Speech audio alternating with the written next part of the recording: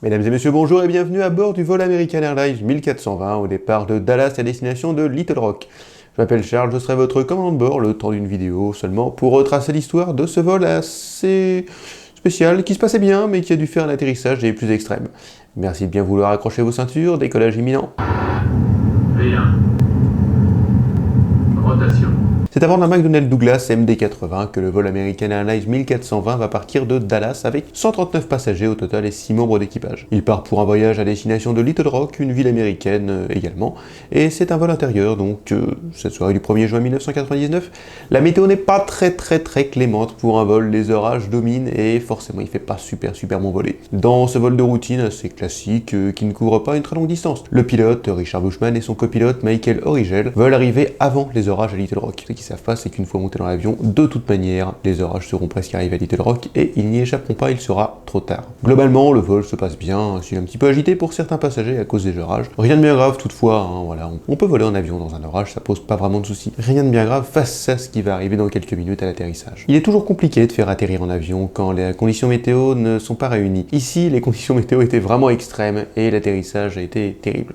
Les pilotes ont pour seule aide la nuit le radar météo. Ils ne voient pas les nuages, même les plus gros. En pleine nuit, le radar météo est situé dans le nez de l'avion. En fait, c'est ce qu'on voit juste ici, là.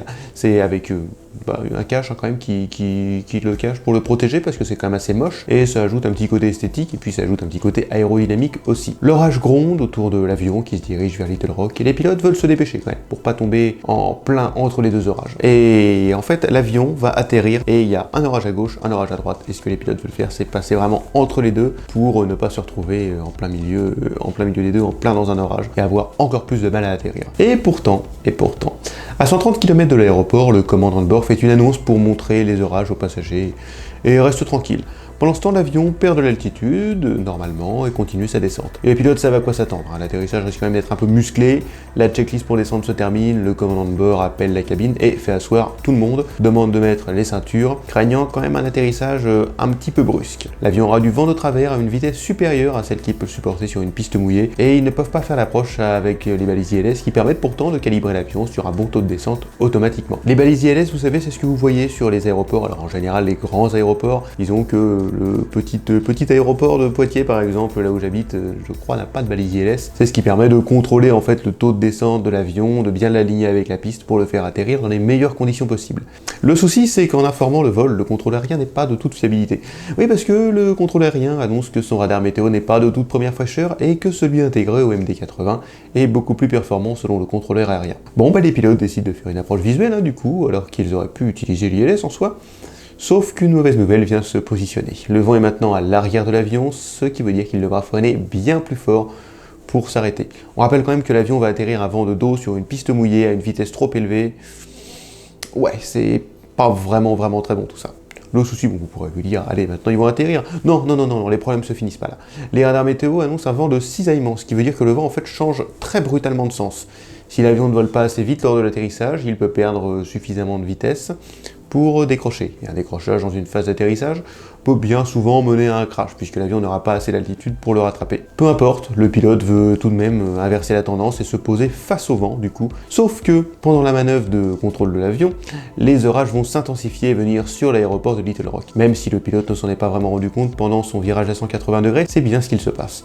Le vent se fait de plus en plus fort, l'orage gronde sur l'aéroport et les pilotes doivent atterrir rapidement ou se dérouter vers un autre aéroport maintenant. Les pilotes choisissent donc du coup d'y aller en approche à vue, ils n'utilisent pas l'ILS, mais pourquoi? Parce que pourtant ce serait le moyen le plus rapide. Mais non, parce que l'approche à vue c'est quand même le moyen le plus rapide. Mais un petit détail, c'est que dans leur approche à vue, le copilote voit l'aéroport, mais le commandant ne voit pas l'aéroport. Le commandant nous fait donc une troisième approche, cette fois-ci en se servant de l'ILS, car il n'arrive plus à voir la piste. Très compliqué à voir avec les nuages dans la nuit. L'avion se rapproche beaucoup trop de l'orage et était secoué dans tous les sens par les rafales de vent qui s'abattent sur la ville. Le vol 1420 se dirige vers le cœur de l'orage, mais surtout vers la piste. D'ailleurs, est-ce qu'ils vont remettre les gaz ou est-ce qu'ils vont atterrir? Les nuages réduisent de plus en plus la visibilité et au fur et à mesure que l'avion descend, les pilotes préparent l'avion, allument les phares d'atterrissage, sortent le train, mettent les volets à 15, tout en entrant dans un nuage bien épais. Se poser maintenant commence à devenir sérieusement dangereux et la décision la plus sage serait quand même d'aller se poser sur un autre aéroport. Mais non, les pilotes arrivent face à la piste et se posent d'une manière violente. On pourrait se dire que tout est fini, que tout va bien, mais non, parce que l'avion glisse sur la piste complètement détrempé, il freine très mal avec ce temps et finit par percuter une passerelle en métal après la piste d'atterrissage. Il commence alors à prendre feu et comme vous le savez très certainement, du kérosène ça brûle très bien. 11 personnes périrent à bord, dont le commandant de bord qui a été tué par la passerelle en métal justement, et non pas par l'incendie de l'avion. Peut-être aurait-il dû se dérouter ou directement tenter un atterrissage aux instruments, mais la vraie question est pourquoi l'avion ne s'est pas arrêté sur la piste? Malgré le fait qu'il soit trompé, quand même, il n'y avait pas un problème. Surtout, les pilotes n'avaient pas utilisé les aérofreins qui servent à freiner l'avion, en complément des freins classiques et des inverseurs de poussée. Les inverseurs de poussée, vous savez, dans un avion, ici, au niveau des moteurs, vous avez des petits, vous avez des petits morceaux du moteur qui s'ouvrent comme ça et qui permet à l'air qui rentre ici de ressortir par là.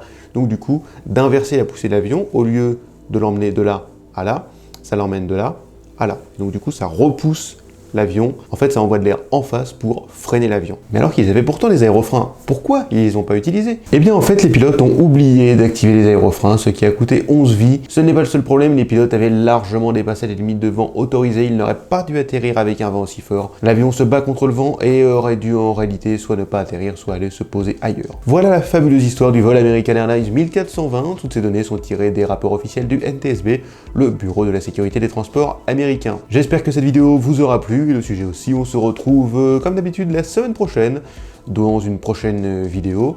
J'ai bien envie de vous parler du... je sais pas, on verra. Peut-être du Rio-Paris, tiens, on verra bien si j'ai un autre sujet en tête.